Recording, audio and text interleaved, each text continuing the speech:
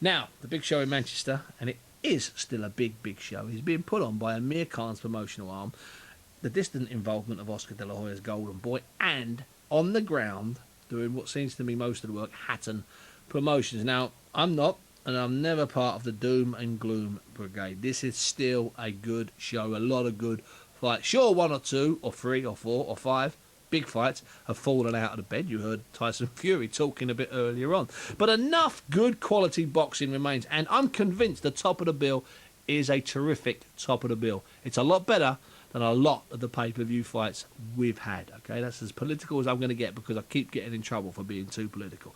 Anyway, joining me now on the line is Gareth Williams of Hatton Promotions, an old friend of mine, to separate the facts from, hopefully, the fiction. Good evening, Gareth. Good evening, Steve. You all right? Yeah, fantastic. Gareth, I've had different people on the show tonight, and I'm reading different things, and I'm receiving different emails and texts. Just give me a clue about what is actually going to be on the undercard next week. What fighters have you got involved? We've obviously got Rendell Monroe, which caused a bit of controversy when he decided to join us. We've got Martin Murray. We've got Gary Buckland, who you will recall knocked out Gary Sykes in prize fighter. And we've got some young promising heavyweight who sort of slipped under the radar.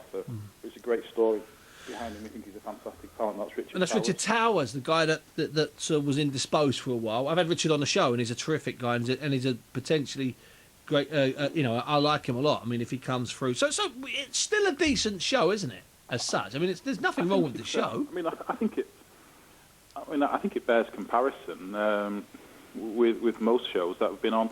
I think the problem is, I think since Ricky and Joe have retired, I think it's left a massive hole in British boxing, and I think that's been the problem. And I think we've been trying to replace that ever since. That's amazing, that, isn't it? Because I understand what you're saying about leaving a hole, and yet since then we've had some big David Haye fights. One in Manchester, big sellout. I know it was a bit of a. It didn't turn out like people wanted. It did turn out how David Haye predicted it would. Yeah, I mean, to be honest, we still had Carl Froch in big fights, but there is still a hole, isn't there? There is. Well, I mean, you talk about Carl Froch being in good fights, and he has been in some phenomenal fights. Yeah. But I bet most people couldn't remember the last time he fought in the UK and what the undercard was. I think the problem is, and I think Ricky's probably the flag bearer of this. Yeah. Because a lot of Ricky's big fights, it was all about the Ricky Hatton show. I mean, and I'm very proud to say that I negotiated the deal. I'm sure there'll be some mud thrown at us from certain tabloids at the weekend. But I'm proud to say that I negotiated the deal for Ricky's pay-per-view when he fought Mayweather. And, 1 million people bought that. Yeah, monster. And 1 million people bought that to watch Ricky Hatton fight Floyd Mayweather. So what can you tell us, though, about next week? Because I had Eddie Hearn on, he was very diplomatic. I had Tyson Fury on, he was less diplomatic. What can you tell us about next week's show and the build-up to it as the promoter? I mean, if you can't say too much, I understand. I'm not looking for exclusives. Where do we stand at the moment, Gareth? You know me, Bunty. I'm always happy to tell it as it is, really. It's because I don't stitch you up. No, I mean, we were brought in. I mean, I think of all the parties involved who you've mentioned, we're the ones who are the licensed holders in the UK. Mm-hmm. I mean, Ricky's the promoter, so Ricky's the only one with a British license. As you know, we've enjoyed a great relationship with Golden Boy, mainly, as a result of Ricky. Yeah. I'm very proud to say we give Matthew his opportunity, and I'm equally proud to say Ryan Rhodes is going to get his chance on the 18th of June. Yeah, I heard that. So I think that bears testament to the sort of things that we can deliver, and we will work with other people. So, I mean, in terms of the show, it's been sort of portrayed as the Amir Khan show. Mm-hmm. Other people than ourselves arranged for Matthew Macklin to fight Kieran Geaver to be chief support, which to me, because I think that ticks all the boxes. I mean, that he was supposed to be fighting Winky Wright in America. When I was over in LA, that fight fell through for whatever reason. I think Winky injured himself. Yeah. So Golden Boy had a problem because they were telling me they had contractual obligations to Matthew Macklin. I think they were prepared to chuck in substantial amounts of money themselves just to get him the fight. And I know myself when we had dealings with Matthew Macklin when he was under our banner. Sure. And for whatever reason, he decided 2 weeks ago, it's less than 2 weeks, it's last week, he decided he didn't want to fight, and he was sitting there.